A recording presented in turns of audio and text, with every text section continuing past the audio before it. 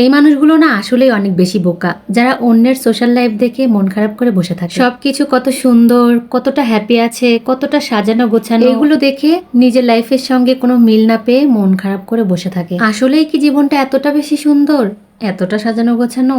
কখনোই না। আপনারা ঠিক ততটাই দেখেন যতটা আমরা শেয়ার করতে পছন্দ করি। আর মানুষ কখনোই নিজের খারাপটা শেয়ার করে না, সব সময় নিজের ভালোটাই শেয়ার করে সোশ্যাল মিডিয়াতে। কিছু মানুষের কমেন্ট পড়তে গিয়ে মাঝে মধ্যে আমি ডিপ্রেশনে চলে যাই।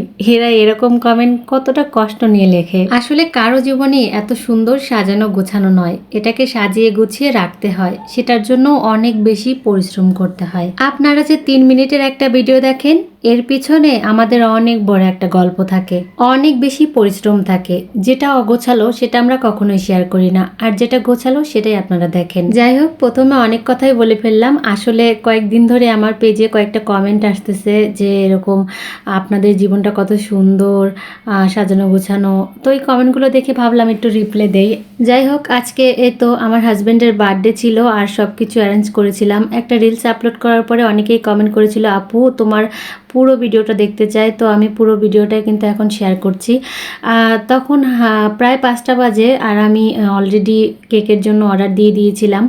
দিয়ে আমি জাস্ট টুকিটাকি কিছু আয়োজন করে নিচ্ছিলাম। যেহেতু আমার শরীরটা অনেক বেশি খারাপ ছিল, সেদিন আমি তেমন কোনো আয়োজনই করতে পারছিলাম না।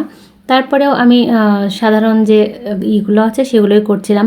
একটু লুচি, একটু পায়েস, সুজি, আর এই তো এরকমই কিছু একটা ফল টল দিয়ে সাজিয়ে দিচ্ছিলাম। আগে থেকে কোনো প্ল্যানই ছিল না, তাই হয়তো গুছিয়ে কোনো কিছুই করা হয়নি। তবে নেক্সট টাইম থেকে সবকিছু সুন্দরভাবে করার চেষ্টা করব। ইদানিং এত বেশি গরম পড়েছে যে কোনো কাজই ঠিকঠাক করতে ইচ্ছে করে না। তার মধ্যে আবার একটা শাড়ি পরেছি, আরও অনেক বেশি গরম লাগছিল। তার মধ্যেও কিন্তু এই যে ফুলকো ফুলকো লুচি বানিয়ে নিয়েছি, আর কেকটা অর্ডার দিয়েছিলাম সেটাও চলে এসেছিলো ইতিমধ্যে।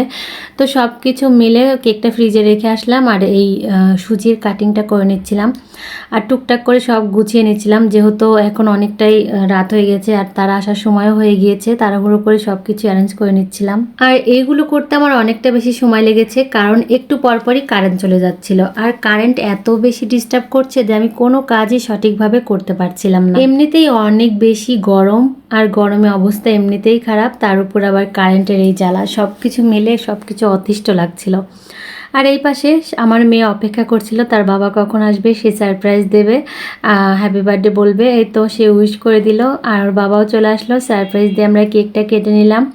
তো এই ছিল আমার বার্থডের আজকের ছোট্ট করে আয়োজন। ভিডিওটা যদি ভালো লেগে থাকে সবাই লাইক কমেন্ট শেয়ার করে পাশেই থাকবেন, পেজটা ফলো দিবেন। সবাইকে অসংখ্য ধন্যবাদ এতক্ষণ আমাদের সাথে থাকার জন্য। যারা আমার পেজে নতুন তারা অবশ্যই আমার পেজটি ফলো দিয়ে রাখবেন।